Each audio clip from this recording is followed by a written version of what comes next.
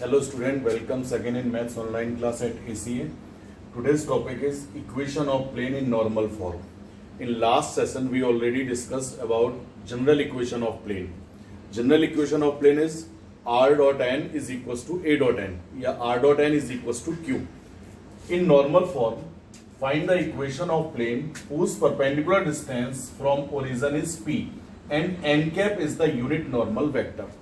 यहां अपन को क्या मालूम है, कौन से प्लेन का इक्वेशन फाइंड करना जो कि नॉर्मल इक्वेशन कहलाएगा, जिसमें एक तो परपेंडिकुलर डिस्टेंस फ्रॉम ओरिजिन बताओ, यानी जो प्लेन होगा उसका ओरिजिन से डिस्टेंस पी लेट कर रखा है, यानी ओरिजिन से डिस्टेंस यानी पी की वैल्यू मालूम हो, और नॉर्मल का यूनिट वेक्टर मालूम हो जिसको भी अपन ने एन कैप से डिनोट किया हुआ है. तो जैसे ये कोई प्लेन है, क्लियर, ये जो प्लेन है तो ये ओरिजिन हुआ और इस प्लेन पे ओरिजिन से ये परपेंडिकुलर डिस्टेंस ड्रॉ किया गया. तो ये जो परपेंडिकुलर डिस्टेंस है इसका लेंथ अपन को मालूम होना चाहिए जो कि p बोल रखा है यहां पर, और इस परपेंडिकुलर का यूनिट वेक्टर मालूम होना चाहिए. तो यहां इस डायग्राम में जैसे शो किया हुआ है, ये ON is the normal of plane and length of ON is equal to p and unit vector along ON is equal to n cap. Clear. Then find the equation of plane.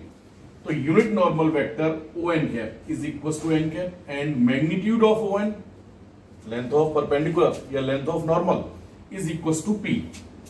Clear. एक बात याद रखेंगे बेटा, जैसे आपने एक formula कभी पढ़ा था कि unit vector is equal to position vector upon magnitude of vector, then vector n is equal to magnitude of n into unit vector. उसी तरह से यहां ON कैप मालूम है, यानी इस ON का यूनिट वेक्टर मालूम है. ON का यूनिट वेक्टर बोले या अलोंग ON यूनिट वेक्टर बोले, सेम बात है, या parallel to ON unit vector बोले. क्लियर. और मैग्नीट्यूड ऑफ ON आपको मालूम है, तो वेक्टर ON फाइंड करना है. तो vector ON is equal to magnitude of ON into unit vector of ON. तो वही मैंने यहां लिख रखा है, vector ON is equal to magnitude of ON into unit vector of ON.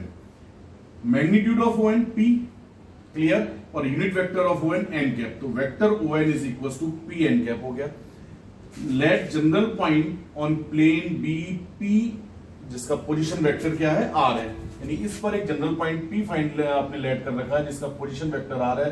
तो then OP, vector OP is equal to r, vector OP is equal to, और आपको n का पोजीशन वेक्टर मालूम है बेटा, ON मालूम है, P का पोजीशन वेक्टर मालूम है, OP मालूम है, तो वेक्टर NP फाइंड कर सकते हैं ना. तो vector NP is equal to P का पोजीशन यानी OP माइनस n का पोजीशन यानी ON, r minus p n cap. Clear. अब आप जानते हो कि जो नॉर्मल है वो perpendicular to the plane. Clear. तो ON is perpendicular to NP, then dot product of ON and NP is equal to 0. NP is perpendicular to ON, then NP dot ON is equal to 0. Value put किए, NP का r minus p n cap dot p n cap is equal to 0. Dot product करेंगे अंदर बेटा, तो ये P scalar quantity है, तो P को तो बाहर किया और दो वेक्टर क्वांटिटीज का डॉट प्रोडक्ट हुआ r डॉट n कैप. यहां पर भी p इंटू p स्क्वायर हुआ और ये n cap dot n cap. Clear. आप जानते हैं n cap dot n cap 1 होगा because n cap is a unit vector. जैसे i डॉट i 1 होता है, z डॉट z 1 होता है, उसी तरह से n cap dot n cap 1 हो गया. p से p कैंसिल हो जाएगा दूसरी साइड जाकर के, तो फॉर्मूला आ चुका अपने पास, r dot n cap is equal to p, और this is the normal equation of plane. Clear. In normal form, equation of plane in normal form. Clear. यहाँ दो चीजों की रिक्वायरमेंट है. अगर कोई भी क्वेश्चन आपको सॉल्व करने को है, उसमें अगर डिस्टेंस फ्रॉम ओरिजिन दे रखा है तो ये फिक्स मान लेंगे कि इक्वेशन हर हाल में अपन को नॉर्मल फॉर्म में ही फाइंड करना है. कब? जब डिस्टेंस फ्रॉम ओरिजिन के बनो. तो डिस्टेंस फ्रॉम ओरिजिन मालूम हो, नॉर्मल का यूनिट वेक्टर मालूम हो, तो सिर्फ वैल्यू तो पुट करनी है ना. एक क्वेश्चन है जैसे find the equation of plane which at distance of 7 unit from the origin and perpendicular to the vector this. यानी एक ऐसे प्लेन का इक्वेशन चाहिए जिसका ओरिजिन से डिस्टेंस 7 यूनिट है और जो इस वेक्टर के कैसा है, परपेंडिकुलर है. अगर कोई प्लेन इस वेक्टर पे परपेंडिकुलर है, क्लियर, ये प्लेन है और ये जो वेक्टर है गिवन वेक्टर, तो प्लेन इस पर परपेंडिकुलर है, तो ये जो वेक्टर हुआ वो नॉर्मल वेक्टर हुआ.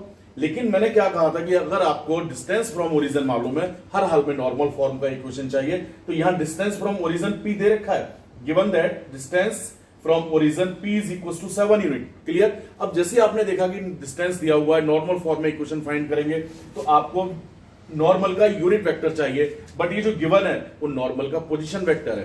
क्लियर? कैसे पता पोजीशन है? इसका जो मैग्नीट्यूड है नॉट इक्वल टू 1, अगर मैग्नीट्यूड नॉट इक्वल टू 1 है तो जाहिर सी बात है वो पोजीशन वेक्टर होगा। If magnitude is equal to 1 then given vector is unit vector. Clear? तो यहां ये यूनिट वेक्टर नहीं है, तो अपन को तो ये n दे रखा है, तो ये नॉर्मल वेक्टर दे रखा है। क्या करेंगे? यूनिट वेक्टर फाइंड करेंगे, तो n cap is equal to n upon magnitude of n। Unit vector ये जो भी आगे जानते हैं निकालना। Equation of plane in normal form r dot n cap is equal to value put करेंगे, तो r डॉट n कैप की वैल्यू जो भी है ये is equal to p7। Clear? तो ये जो इक्वेशन है ये नॉर्मल फॉर्म है, और अगर क्रॉस मल्टीप्लाई करके 6 को यहां √6 को इधर पहुंचा दें तो ये जो इक्वेशन बन जाएगा ये जनरल इक्वेशन हो जाएगा। Clear? r dot n is equal to q, जबकि ये क्या है? r dot n cap is equal to p। Clear?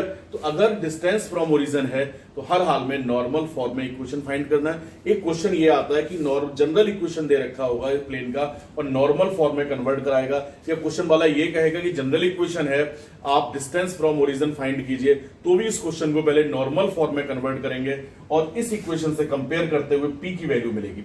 Normal form में कन्वर्ट कैसे करेंगे मैं बता रहा हूं, यहाँ पे पीडीएफ में आपको डिटेल में लिखा मिलेगा। जैसे ये कोई क्वेश्चन है r dot n is equal to q, ये जनरल इक्वेशन ऑफ प्लेन।